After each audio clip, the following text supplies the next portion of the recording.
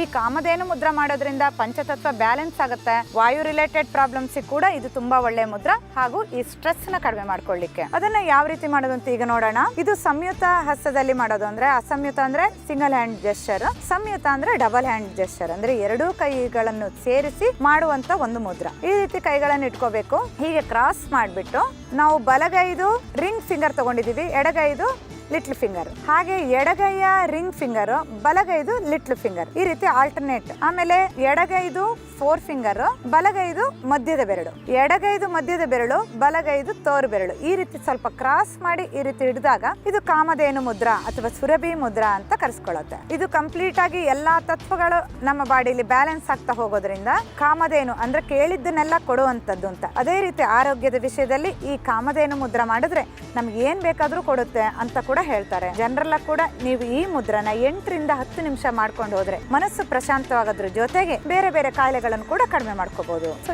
ಈ ಮುದ್ರಾನ ನಿಮಗೆ 2 ಕೈ ಬೇಕಾಗಿರೋದ್ರಿಂದ ಅಟೆಸ್ಟ್ ತುಂಬಾ ಹೊತ್ತು ಹಾಕ್ಲಿಕ್ಕೆ ಆಗೋದಿಲ್ಲ. ಇದು ನೀವು 4 ನಿಮಿಷ 5 ನಿಮಿಷ ಈ ರೀತಿ ಪ್ರಾಕ್ಟೀಸ್ ಮಾಡ್ಕೊಂಡು ಸ್ವಲ್ಪ 10 ಮಿನಿಟ್ಸ್ ವರೆಗೆ ಎಕ್ಸ್ಟೆಂಡ್ ಮಾಡ್ಕೋಬಹುದು.